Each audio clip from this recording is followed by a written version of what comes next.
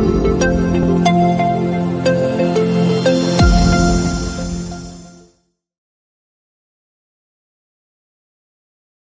Friends, welcome to SPR media works. Adoni assembly నియోజకవర్గం కర్నూలు జిల్లా కర్నూలు లోక్సభ నియోజకవర్గంలోని 7 అసెంబ్లీ సెగ్మెంట్లలో ఒకటి. ఈ నియోజకవర్గం 1951లో ఏర్పాటైంది.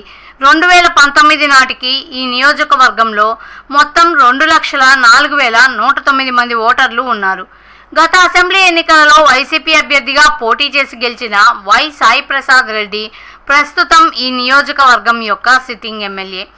ఆదోని అసెంబ్లీ నియోజకవర్గం విషయానికి వస్తే ఇది కర్నూలు జిల్లాలోనే అతిపెద్ద నియోజకవర్గం.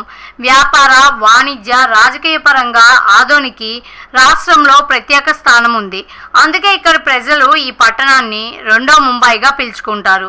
కేవలం తెలుగు రాజకీయాలు మాత్రమే కాక కన్నడ రాజకీయాలు కూడా ఈ ప్రాంతంపై ప్రభావం చూపుతాయి. ఈ క్రమంలో గత ఎన్నికల ఫలితాలని ఒకసారి విశ్లేషిద్దాం. 2009 ఎన్నికలలో టీడీపీ అభ్యర్థి కొంక మీనాక్షి నాయుడు, కాంగ్రెస్ అభ్యర్థి ఎల్లారెడ్డి గారి సాయి ప్రసాద్ రెడ్డి మరియు పీఆర్పీ అభ్యర్థి బి కాజా సలీంలపై పోటీ చేసి 256 ఓట్ల మెజార్టీతో గెలుపొందారు. 2014 ఎన్నికలలో వైసీపీ అభ్యర్థి ఎల్లారెడ్డి గారి సాయి ప్రసాద్ రెడ్డి టీడీపీ అభ్యర్థి కొంక మీనాక్షి నాయుడుపై పోటీ చేసి 16,831 ఓట్ల మెజార్టీతో గెలుపొందారు.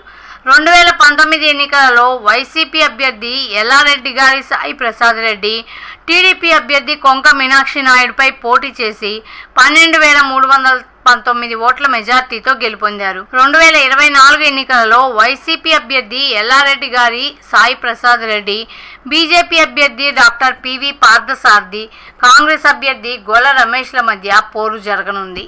ప్రజాస్వామ్యం వర్ధిల్లాలన్నా, మన జీవితాలు తలరాతలు మారాలన్నా అది కేవలం ఒక్క ఓటుతోనే సాధ్యం. మనం వేసే ఓటు మన భవిష్యత్తును, రాబోయే తరాల మనుగడను నిర్ణయిస్తుంది. అంతేకాదు, మన ఓటుతోనే నవ సమాజం నిర్మితమవుతుంది, ఇంకా దేశ దిశ దశను మారుస్తుంది. ఓటు అనే 2 అక్షరాల పదం దేశ చరిత్రనే మార్చేస్తుంది. కేంద్ర ప్రభుత్వం జనవరి 25ను జాతీయ ఓటర్ల దినోత్సవంగా ప్రకటించింది. కుల, మత, ప్రాంత, లింగ, జాతి, భాష అనే భేదం లేకుండా దేశంలో నివసించే 18 సంవత్సరాలు నిండిన పౌరులు అందరికీ భారత రాజ్యాంగం ఆర్టికల్ 326 ద్వారా ఓటు హక్కును కల్పిస్తుంది. ప్రజాస్వామ్యాన్ని గౌరవించాల్సిన బాధ్యత ప్రతి పౌరుడిపై ఉంది. ప్రజాస్వామ్యానికి ఓటే పునాది. దేశ, రాష్ట్ర భవిష్యత్తును నిర్ణయించేది ఈ ఓటే. అలాంటి ఈ ఓటును డబ్బుకు, మద్యానికి అమ్ముకోకుండా భారత ప్రజాస్వామ్య పరిరక్షణ కోసం ప్రతి ఒక్కరూ